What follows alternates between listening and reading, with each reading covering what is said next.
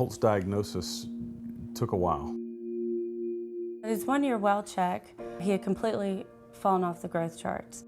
He had lost so much weight and his eyes were so sunken. If he could have spoken to me, he would have said, "I think I'm dying, Mom."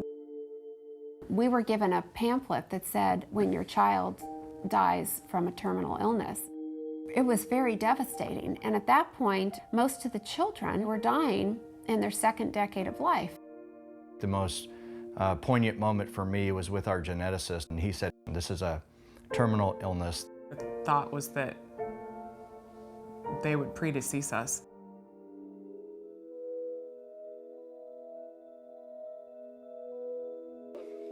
Holt is about 3.5, and he's just the happiest kid that I know. Attaboy. He loves to be outside, loves his big brother and big sister.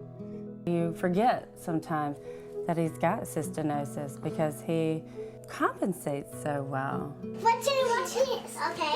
Jenna watching. Jenna and Patrick turned 4 December 7th. They are really close. They're good buddies. They just experience everything together. The kids don't look unusual. They don't act unusual. When they're playing with other friends, people don't understand what's happening to their internal organs. We get lured into that as well, to thinking our kids are fine, and then we have a moment of reality. My name is Natalie Stack, and I'm 18 years old. I'm in 12th grade. I've had cystinosis since I was an infant. The disease is so rare that doctors just don't know about it. When you hear cancer, it gives you a physical reaction in your body of being scared. With cystinosis, your first question is, what is it? Cystinosis is a metabolic disease where every organ in my body will eventually deteriorate.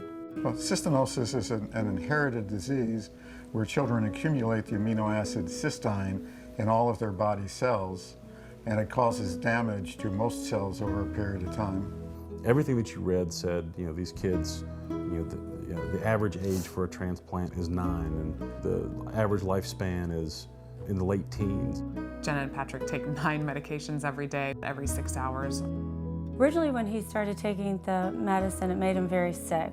Jason and I went back and forth about Holt getting a gastric tube. It was about compliance. You have to have this medicine in him every 6 hours, 100% compliance.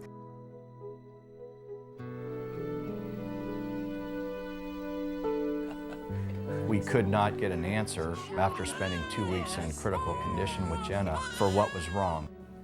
It was a feeling of helplessness and despair. There were no resources for parents, really, and there was no research. If the cystinosis community did receive a grant, they were small grants for small amounts of money, $1,000, couple thousand. There was no real research.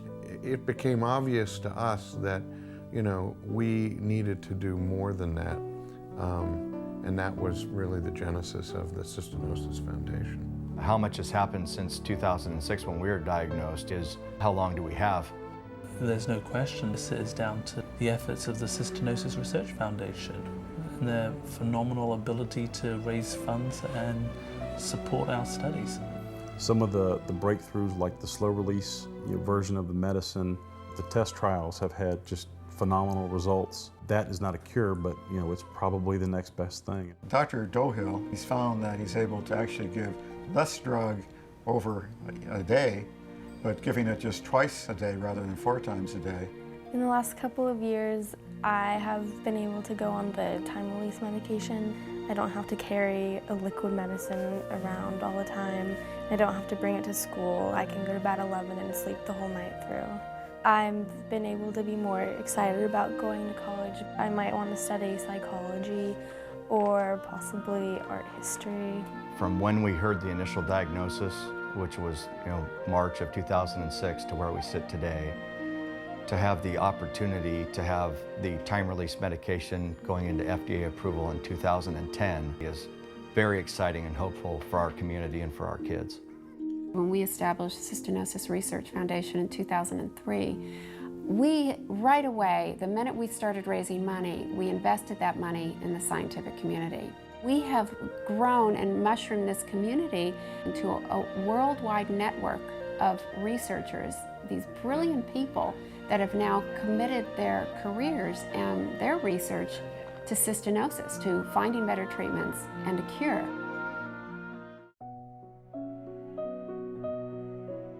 Having cystinosis is scary, and I do get scared sometimes, wondering how long I'm going to live. We have a daughter that's alive, and we're so blessed and we're so fortunate that she's here and she's in such good health. But the flip side is that, you know, the clock is ticking, and cystinosis is a progressive disease. It's all about keeping moving forward, and the Cystinosis Research Foundation just really gets it right in that regard, whether it's bone marrow stem cell transplants or gene therapy or using nanotechnology. And through the generosity of our donors, what's happened is we've been able to provide the funds for multi-year studies, and the research has grown geometrically. I see newsletters and reports from researchers, and the word cure is in all of these reports now. I wouldn't have to worry about dying early, and also all the younger kids who have cystinosis wouldn't have to live an entire life with cystinosis. I think the prognosis is hope. Hope, hope, hope, which is not something that's always been there. I must say that I had not expected to see this type of development in my lifetime. It's a mission, it's not just a dream anymore. Make a wish, say a prayer, don't be scared.